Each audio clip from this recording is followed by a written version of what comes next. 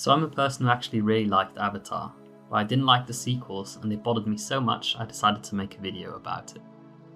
When I went to see Avatar in the cinemas in 2009, I didn't really know what to expect. I liked sci-fi and it was the blockbuster of the year, so I did expect to enjoy it, but the concept of the tall blue people did seem slightly ridiculous. Still, it was refreshing when most of the big studios just relied on pumping out sequel after sequel of existing popular franchises, and James Cameron was really taking quite a big risk with putting an enormous amount of money into this passion project revolving around his crazy ideas, so I respected that. What I definitely didn't expect was to be blown away by it in a way I couldn't wait to see it again. I wasn't alone in experiencing a phenomenon that was identified at the time as Avatar Blues.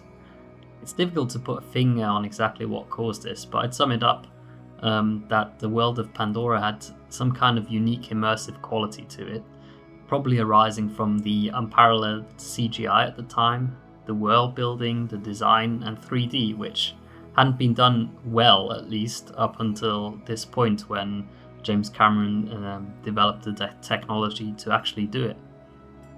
The story which led the viewer discover the world and its people through the perspective of Jake also helped this along in terms of immersion. Anyway, I was really taken by this movie and I watched it a total of 3 times in the cinema, something I'd never done before or since. My enjoyment wasn't completely tied to the cinema experience either, as later I got to the extended edition on Blu-ray, which has some deleted scenes which I think add a lot to the movie, and I can only recommend it. But trying to share my fascination with others made me realise that it was by far not a universal thing to enjoy this movie. It didn't resonate very well with friends or family, and the majority of voices on the internet were also quite negative. The main criticism was that the story was just Pocahontas in space, but to me this was a bit of a non-issue. Yeah, it was a fairly safe and established storyline that's been used a bunch of times before, be it in Pocahontas, Dances with Wolves, The Last Samurai, or others. But that's because it's a compelling story that works pretty well. What I think makes the movie is what it adds to this in terms of the visuals, the world building, and unique concepts behind this alien culture. I also think the movie is held to a very high standard to do something more original story-wise, considering the amount of money put in and the amount of money it made. So considering what the movie meant to me, you can imagine my excitement when finally, over 12 years later, we finally got the first of the many announced sequels. But it just didn't feel the same. It took some time to admit, but I saw The Way of Water in the cinema and it didn't recapture close to the magic of the first film. It was more than just a spark being gone. As an Avatar defender and fan across all these years, I finally had to admit that this was just a bad movie. I didn't see it again in the cinema, and I also didn't feel the desire to rewatch it at home until shortly before Avatar 3. I rewatched it then and I actually found it close to unbearable towards the end, so I was already lowering my expectations for the third one. And luckily, I didn't find it quite as bad as the second, but I had a lot of problems, and again I had to admit that it hadn't captured much of what I loved about the first film. So if I actually liked the world and concepts of Avatar, why was I so disappointed with the sequels? As a first theory, we have nostalgia. Of course, nostalgia is a hell of a drug, and it influences the connection on how we see things for the rest of our life. For example, the Star Wars prequels. The original Star Wars fans hated them. I was just a kid when they came out, and I loved those movies. That love translated to fondness of the prequels to this day, and I know many millennials feel the same way, now instead hating on the newest trilogy. While at 17 years old, I wasn't exactly a kid when the first Avatar came out, but I was definitely less jaded and cynical about things, and maybe that allowed me to be more open towards the concepts of Avatar without it deeming them too silly. Of course, we also have the CGI and 3D experience, which were unparalleled at the time, and did make this world feel much more real and immersive, and added to the feeling of amazement with Pandora. While nostalgia can make you overlook quite a few issues with movies you'd more likely identify when seeing them later on, I don't think it's the only or even major part of why I'm so disappointed with the sequels. I don't have a high standard to be pleased by an Avatar movie. I'd probably be happy with a 3-hour-long Ekran flight through the different environments of Pandora in 3D. It's why I also really enjoyed Ubisoft's open world Frontiers of Pandora game, where you can get part of that experience.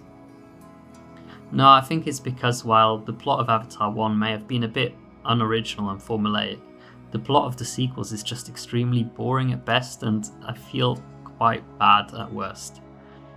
And it's something I didn't want to admit to myself for a long time, but let's delve into why I feel this way. So one of the main points is the sheer repetition and pointless action scenes, coupled with the length of these movies. In A Way of Water, the story just seems an afterthought to do Avatar, but this time in water. With a fairly minimal plot, it still manages to clock in at 3 hours and 12 minutes like a bloated whale carcass. A full 15 minutes longer than Avatar's extended edition, which at least had scenes that actually added a lot to the story. I don't really want to get too much into the details on why the story sucks, there's other videos that dissect this better, but I do want to highlight some aspects I personally have gripes with. The first are the Tulkun, and maybe teenage me would have had a bit of a different opinion on this, but I just did not care for the talking whales. Don't get me wrong, I mean, the whole whale mother being slaughtered is an emotional moment, but making them relevant to the plot also had to introduce another ridiculous MacGuffin like the Amrita elixir of infinite life harvested from their brains, which essentially is an unobtainium 2.0. And while I could probably tolerate all of the whale plot for one movie, they just had to do it all again in Avatar Fire and Ash. Now, I'm not one of those people who go, oh, it should have been set in a literal volcano because it's called Fire and Ash, like some kind of theme park ride, but the fact that the whales were a major plot point again, we got almost an exact repeat of the final battle of the previous movies, including Eywa coming to save the day towards the end. I was just so over it. Speaking of bad finales, we also have a long drawn out and entirely pointless sinking ship sequence in A Way of Water, because James Cameron just likes to show people drowning apparently. It's not just the finales of these movies that suck though, it's also Jake's extended family now being the main driver and plot points for the rest of the movie, which boils down to an incredible number of captures and release sequences. I can't believe I'm tied up again! This line really hits you after you're so thoroughly bored with the action scenes and lame story beats. It's the movie acknowledging, isn't this plot kind of ridiculous? And yes it is. Plus the scenes only work if you really care about the kids, and that brings us to another point. So having the plot rely so much on Jake's kids puts a lot of weight on us actually caring about them, and this doesn't work particularly well. Spoilers in case you haven't seen these movies. So first we have the two brothers Neteyam and Loak. Competing with a bunch of other characters, Neteyam doesn't get very much character development at all, which is why his death at the end of A Way of Water doesn't feel that impactful. It's mainly a tool to try and develop the other characters. Loak gets most time and character development across the two movies, so I guess he's the one of the kids we should feel most connected to, but I didn't particularly.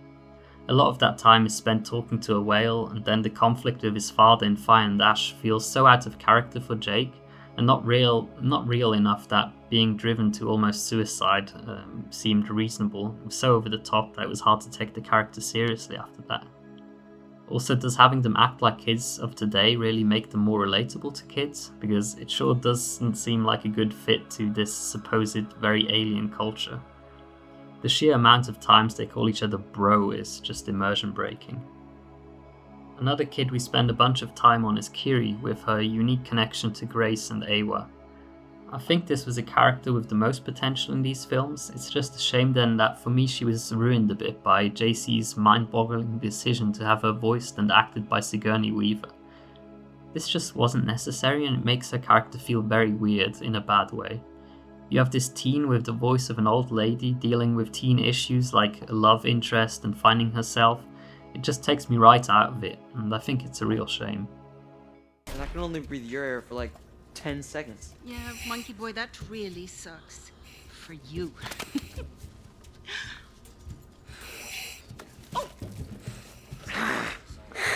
Then we have Spider, another character that has potential to be an interesting character given his relationship to Quaritch.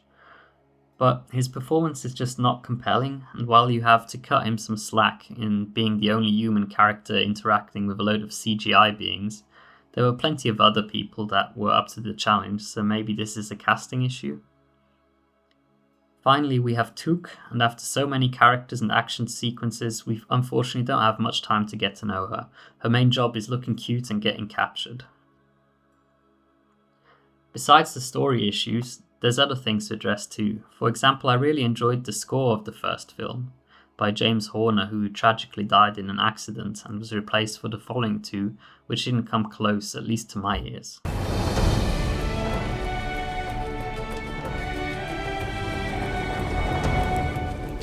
Then we also had a general dumbing down of many things that made the world feel real and truly alien.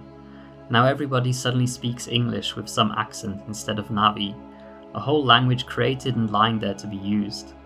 I understand why it was deemed necessary due to the sheer amount of subtitles it would have required otherwise, but it still loses a lot of its authenticity. We also barely have time to discover much more about the different clans and cultures in favour of family drama and action. So I think a dull plot cramming in repetitive action sequences and weak characters makes movies that no amount of new marine environments or short glimpses of other Navi cultures can fix. Okay, now despite all my criticism, I do think that there are aspects which could have been great about these movies if they had been handled differently. There are moving elements about the characters I actually cared about, such as Jake, Neytiri and Quaritch, which had a lot of potential. Jake coming to terms with the death of his son, how to be a good father figure in times of crisis. If you disobey orders, people get killed. Neytiri dealing with her hatred of humans while having them be part of her family. I hate them. I hate their pink little hands. I hate the insanity in their mind. Quaritch dealing with the fact that he's the alter ego of a dead man. We also had some genuinely good new characters which I found compelling but were unfortunately sidelined because the story's focus shifted elsewhere. They cried for help. But Eva did not come. And finally, some impressions of other Navi cultures and dynamics which fill in the world, including the Mekaina, the Wind Traders, and the Manquan Pirates. So in summary, I'm frustrated that I feel there was a lot of wasted potential in the Avatar sequels. Let me know in the comments down below if you feel similarly, or if I'm alone in my enjoyment of the first movie but dislike of the sequels. We'll see when and if Avatar 4 gets made, if it can take the story in a better direction. Until then, I'll be getting lost in the bush of Frontiers of Pandora to get my Avatar fix. I see you.